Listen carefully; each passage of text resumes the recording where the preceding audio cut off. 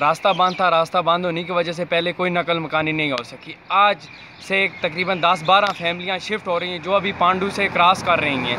बर्फ़ की वजह से रास्ता बंद होने की वजह से पैदल अपने बच्चों को लेकर निकल रहे हैं लोग। आज से कोई 2-3 दिन पहले जो है ना वो 150-170 लोग थे, अफराद थे कैंप में।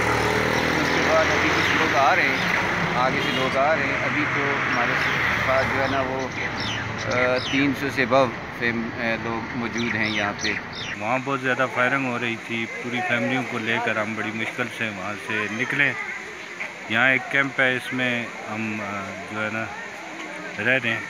इधर भी कह रहे हैं कि ये कैंप कुछ दिनों तक यहाँ स्टूडेंट आ जाएंगे और यहाँ से आप किसी दूसरी जगह पे जाओ। बहुत मुश्किलात हैं यहाँ पे, हमें बहुत परेशानी है। अगर वापस जाते हैं तो उधर बच्चों का मसला है, तो जूम फायरिंग होती है तो बच्चे बहुत ज़्यादा डरते हैं।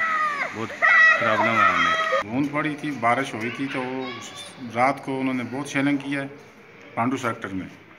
तो 6-7 मकान जल गए हैं और एक मस्जिद शहीद हुई है, जो कि वो इलाके का जो जितने लोग हैं 15-20 हज़ार से आबादी ज़्यादा उनका एक रास्ता पीछे से बांधा। दूसरा इंडिया के सामने जो डिफेंस है इंडिया का, उसके सामने से जो गुजर नहीं सकते हैं।